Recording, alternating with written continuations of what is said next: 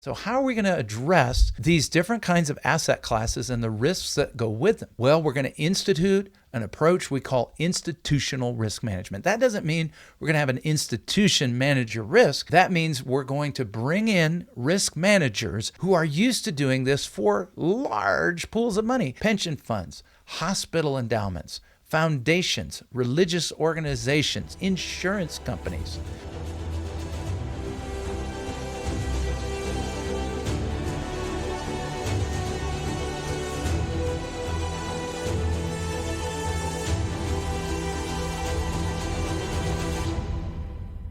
Hey folks, I'm Colin Richards, president and founder of Lord & Richards. And once again, I'm excited to be talking to you in this segment about ways to build your financial house so that it's secure, but has great opportunity to grow and expand as your life expands.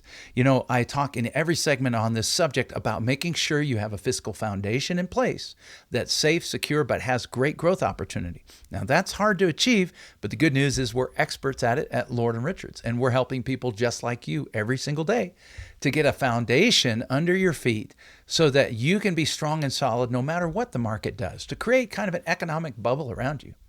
Once that's in place, we want to begin to build the fiscal walls of your fiscal house. And those walls should be focused on growth and liquidity. You see, if you give up liquidity in some places, you need to have it in others.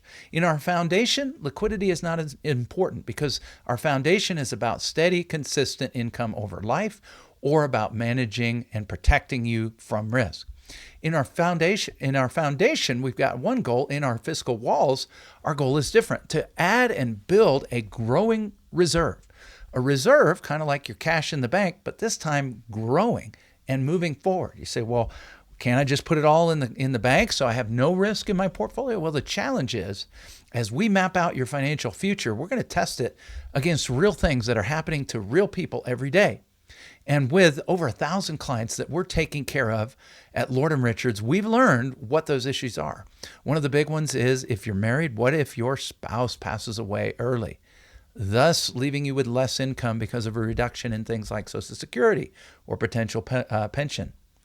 Or what if somebody gets sick in your household? We've learned that there's over a 70% likelihood that you're going to see somebody get chronically ill in your household. Well, we're going to need to build a substantial reserve so that we don't have to tap into your foundation, those resources designed to be your financial income throughout retirement.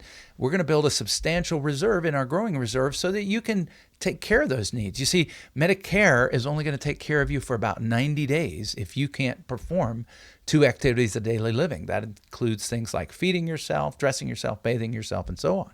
And it's very likely as we get older, this may happen. And then what happens? Well, after 90 days, it's on you. You got to pay out of pocket. This is the number one cause of bankruptcy. And so we need to build a strong and growing reserve. But the problem is the tools that we use in building your growing reserve are what we call the walls of your fiscal house that provide shelter from the storm. Well, those tools often come with risk. Things like stocks, equity positions in a company have risk. They can grow, but they have risk. Bonds, debt positions in a company, well, they have risk. And commodities, opportunity to directly buy individual commodities like gold or silver, on and on it goes, copper, or other things like perhaps real estate. Many people are excited about real estate. They view real estate because it's physical as safe, but it's not safe in that same sense. Our foundation, that's safe, protected. Your emergency reserve, that's safe and protected in the bank. Real estate is not safe and protected. So how are we going to address these different kinds of asset classes and the risks that go with them?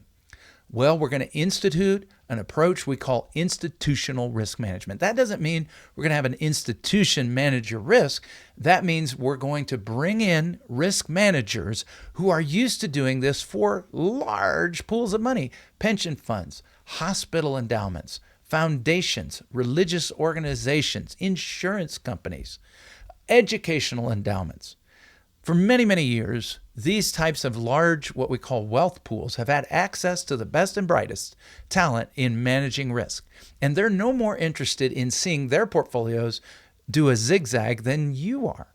And in often case, Take an educational endowment, for example. Their goals are way longer in term than yours. Yours is just to get through life and maybe pass on a legacy. If you look at Harvard, they've been around for hundreds of years. They need a real risk management person to come in and help them sustain that portfolio for centuries. So how are we going to learn from these folks? Well, we're going to hire them in. You say, well, how do you do that, Colin? I mean, you guys have an endowment as big as Harvard? No, we don't. But we can pool our efforts. I call it Sam's Club investing or Costco investing.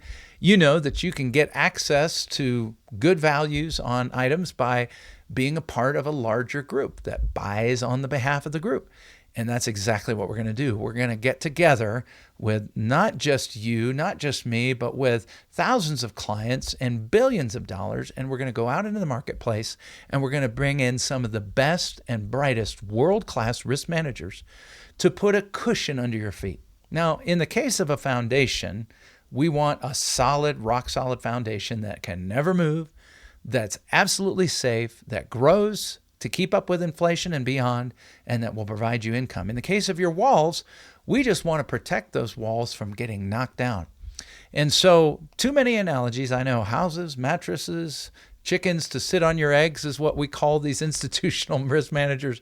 But I hope it helps illuminate to you some of the challenges of developing a plan to achieve financial independence and why perhaps it might make sense to sit down with somebody who will work with you personally and is used to doing this over and over and over again for many people that are in your exact same situation.